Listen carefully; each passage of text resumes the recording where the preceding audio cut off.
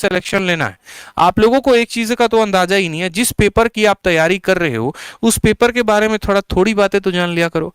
ठीक है, कि पेपर का लेवल क्या है, पेपर में पूछ क्या रहा है, कितने नंबर पे सिलेक्शन होगा नहीं होगा। ठीक, मैंने कहा ना कि कल हम गुरुकुल में यही बातों को डिस्कस कर रहे थे। कल रात में जब वहां मीटिंग हो रही थी तो छोटी छोटी बातों को हम देख रहे थे। उदाहरण के तौर पे जैसे मैं आपको बताऊं तो बहुत बच्चों को राइट नाउ क्या लग रहा है कि उनका सिलेक्शन हो जाएगा। ठीक है, 30 दिन की कहीं पर स्ट्रैटेजी की वीडियो देख लेंगे, 20 दिन अपने हिसाब से पढ़ लेंगे, आराम से आएंगे और एकदम हाथ बांध के ऐसे तेरा भाई का सिलेक्शन नहीं होगा। हो सकता है ऐसा? भाई मेरे नहीं होगा। अगर सीरियस होकर नहीं पढ़ोगे तो नहीं होगा, इस बात को ध्यान रखो। मैं बताता हूं क्यों नहीं होगा। आप अगर किसी भी ढंग के एसएससी एस्पिरेंट से जुड़े हुए हैं जो आपके साथ है, ठीक है, जिन्होंने 2019 का पेपर दिया है, तो जरा एक बार आप उनके नंबर को पूछिएगा और आप उनसे पूछिएगा कि क्या आपका 2019 में सिलेक्शन हो रहा है। उनका आंसर होगा नहीं। ठीक है, बहुत कम ही लोगों का सिलेक्शन है 2019 में, उसके कारण हम आपको बताते हैं। 2019 में जो कहानी चल रही है वो ऐसी चल रही है कि अगर आपको सीजीएल में इंस्पेक्टर बनना है, मेरी बात ध्यान से समझना, अगर आपको सीजीएल में इंस्पेक्टर बन रहा है और अगर आप जनरल कट ऑफ से हैं या फिर कम से कम आप ईडब्ल्यूएस से हैं, तो आपका जो नंबर है कम से कम 625 प्लस होना चाहिए। और दोस्त कितने में होना चाहिए? 700 नंबर में होना चाहिए। 625 प्लस 700 में।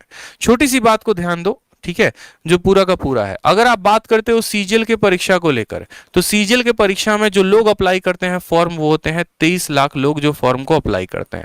इस 23 लाख लोगों में आप थोड़े थोड़े बातों को आगे चलते चलो, प्री को क्वालिफाई करने वाले, यानी अगर हम टीयर 1 की बात करें, टीयर 1 क्वालिफाई करता है तो उसमें होता है 1.5 लाख बच्चा जो टीयर 1 को क्वालिफाई करता है। सिर्फ टीयर 1 को क्वालिफाई करता है, बाकी 21.5 लाख कहाँ गए, कहाँ गुम हो गए, कोई पता नहीं चला।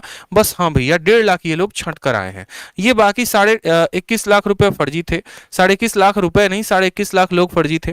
इन्होंने पेपर को ट्राई किया, नहीं हुआ अटेम्प्ट। कोई एनटीपीसी की तैयारी कर रहा था, कोई कुछ कर रहा था, सीजीएल को मनमर्जी अटेम्प्ट दे दिया। ठीक है, फिर यहां से आपका आता है मेंस का पेपर जो आपका होगा। टीयर 2 में कितने लोग यहां से जाते हैं मेरे भाई? तो चुनकर 40,000 से 50,000 लोग जाते हैं। 50,000 का सिलेक्शन होता है, यानी यहां पर हर तीन में एक बंदा छट जाता है। 50,000 लोगों का सिलेक्शन होता है किसमें? तो अगर हम बात करें यहां पर तो 50,000 का होता है मेंस में।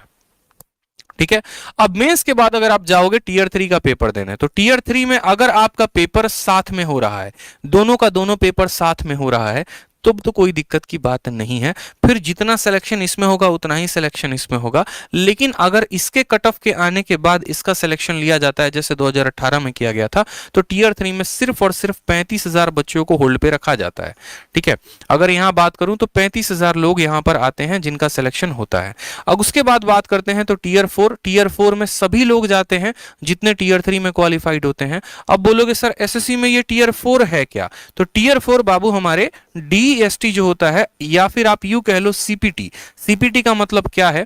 जैसे आप किसी विभाग में जाएंगे, इनकम टैक्स के विभाग में जाएंगे, सेंट्रल सेक्रेटेरिएट के ऑफिस के में जाएंगे, तो टाइपिंग तो आना चाहिए ना, एक्सेल फाइल तो बनाना चाहिए। भारत सरकार के बड़े बड़े कंपनियों का आप ऑडिट कर रहे हैं और आपको कंप्यूटर चलाना आ नहीं रहा, आपको जो है टाइपिंग करना नहीं आ रहा, एमएक्स एक्सेल फाइल बनाना नहीं आ रहा, पावर पॉइंट बनाना नहीं आ रहा, क्या करेंगे आप ऑडिट? तो ये उसी का टेस्ट होता है डीएसटी और सीपीटी। सभी पोस्टों के लिए नहीं होता, कुछ पोस्टों के लिए होता है जहां पर इसकी आवश्यकता होती है।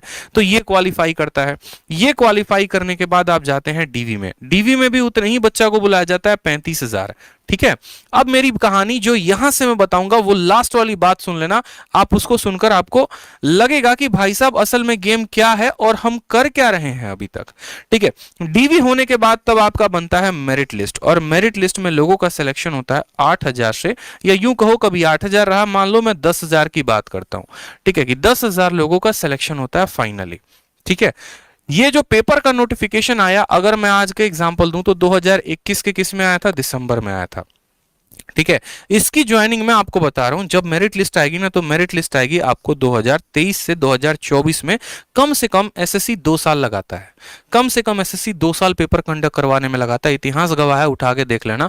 2018 वालों की अभी तक ज्वाइनिंग नहीं आई है।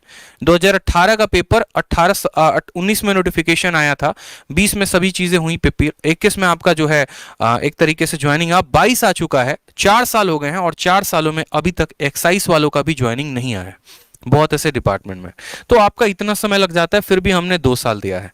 जो बच्चे यहाँ पर छट जाते हैं ना, उनके लिए बड़ा आसान होता है, कोई दिक्कत की बात नहीं, छट गए कोई दिक्कत नहीं है, ज्यादा दुख की बात नहीं है, ठीक है। उनका समय बर्बाद नहीं होता है, इसलिए नहीं होता है क्योंकि ये जो रिजल्ट है ये कम से कम 3 से 5 महीने में आ जाता है।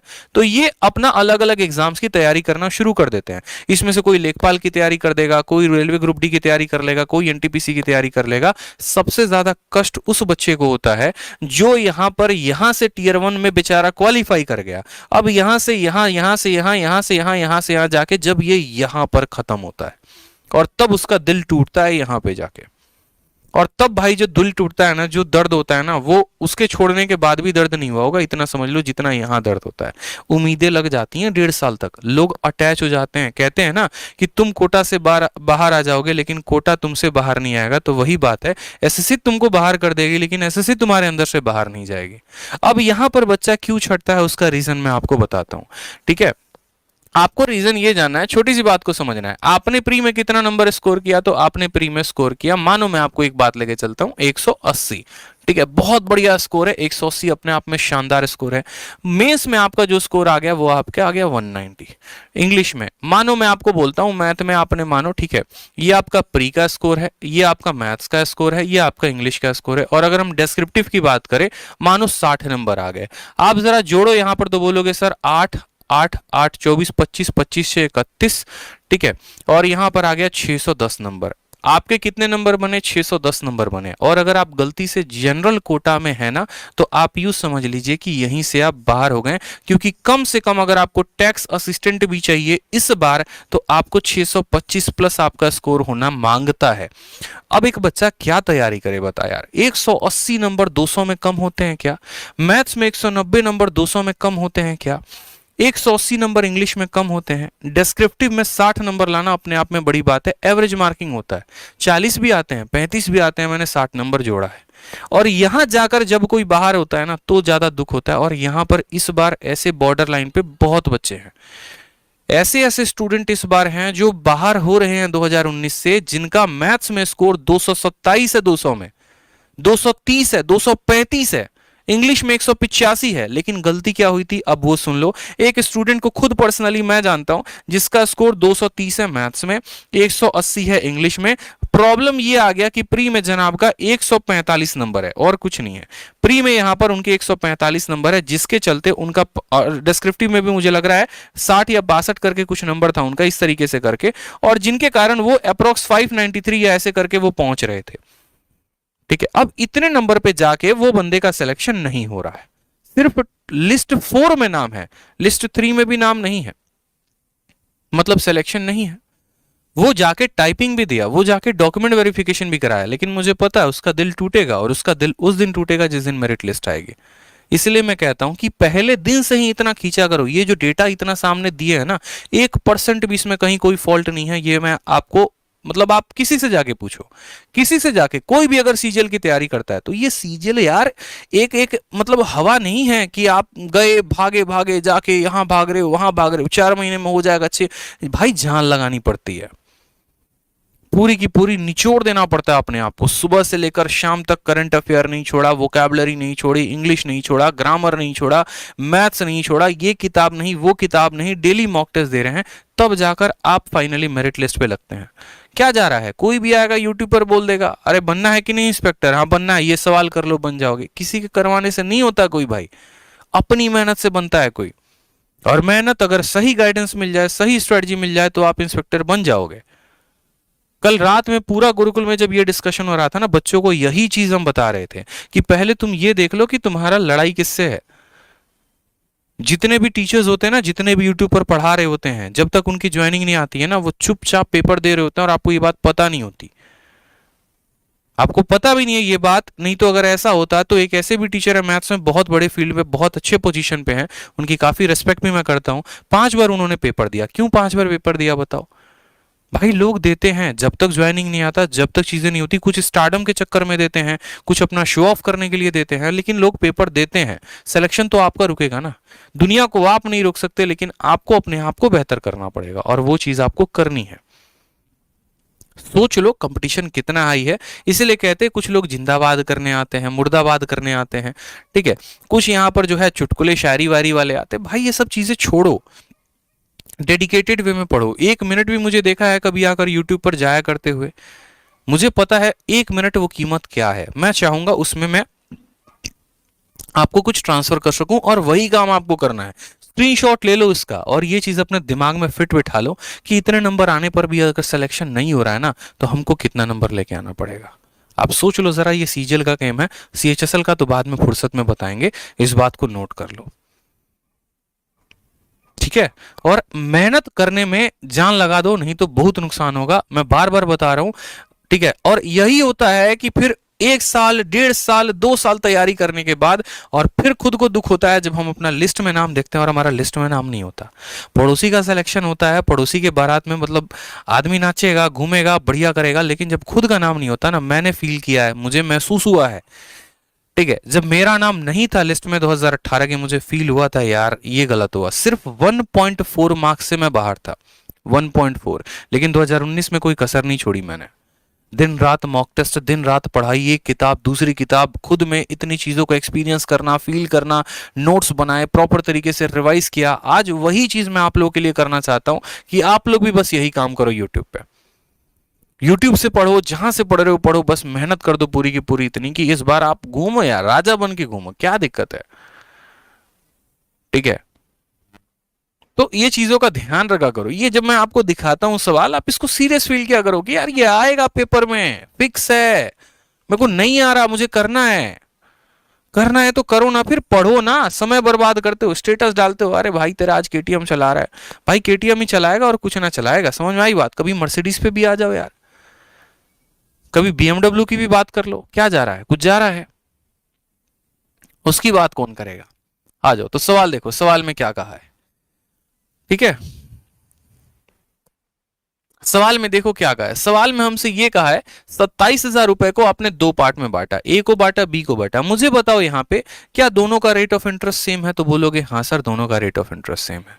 दोनों का रेट ऑफ इंटरेस्ट सेम है तो उससे ब्याज पर असर नहीं पड़ेगा। आप मुझे ये बताओ, पहले वाले को पैसा कितने सालों के लिए दिया है, 2 साल के लिए, दूसरे को पैसा 4 साल के लिए, ठीक है। अगर हम बात करते हैं ए को लेकर और बात करते हैं बी को लेकर, इसका भी रेट 15% है, इसका भी रेट 15% है। अगर हम इनके एसआई के रेशियो की बात करें, तो रेशियो का बात करेंगे तो क्या होगा, एसआई बराबर क्या होता है, रेट इनटू टाइम होता है। इसका समय 2 साल है, इसका रेट 15% है, इसका समय हमारा 4 साल है, रेट 15% है। यानी अगर हम 15 से 15 को काट दें, यहां पर ये काट दें, तो इसको जो ब्याज मिलेगा वो कितना मिलेगा, 2 गुना ब्याज मिलेगा। बताओ, इसके 2 गुना का ब्याज इसको प्राप्त होगा, लेकिन फिर भी सवाल में कहा है कि इन दोनों का ब्याज बराबर है। अब मुझे खुद बताओ ब्याज बराबर कैसे होगा, ठीक है। ब्याज तो कायदे से इसको मिलना चाहिए 2 गुना, लेकिन प्रिंसिपल बराबर होता तो, यानी अगर ब्याज का रेशियो 1:2 है तो यूं समझ लो प्रिंसिपल का रेशियो 2:1 होगा। इस बात को अपने माइंड में डाल लो। अगर ब्याज का रेशियो 2 गुना है तो प्रिंसिपल 2:1 होगा, तभी यहां पर ये 2 इस 2 को काट पाएगा। तो हमने कहा ठीक है, इसका प्रिंसिपल 2 गुना है, यानी 3 का मान कितना दे रखा है, 27,000, तो 1 का मान हमारा है 9,000। अब 9,000 का आप 60% निकाल दोगे, 9,000 का 60% निकालोगे तो आएगा 5400, और 5400 का 2 गुना कर दोगे तो 10,800 आ जाएगा, बात खत्म। इतने ही का सवाल था और कुछ नहीं था, ठीक है। ये छोटी सी चीज है, इस छोटी सी चीज को पूरा का पूरा मन में बिठा लो, ध्यान रख लो, नहीं तो गंदा नुकसान हो सकता है, इस बात को ध्यान रखो, ठीक है। ये एक छोटा सा आपको मैं कहूँ ना, एक झलक है, झलक, ठीक है। और ये झलक अगर अपने माइंड में रहा ना, तो पिक्चर बड़ा क्लियर होगा, तैयारी करने में बहुत क्लियर होगा कि जाना कहाँ है। लिख के दीवार पे चिपकाना है चिपका लो, जैसे करना है कर लो, लेकिन सोच लो बस कि करना क्या है और कैसे करना है। आ जाओ, अगला सवाल देखो। 8,680 को डिस्ट्रीब्यूट करते हो 3 दोस्तों में, ठीक है।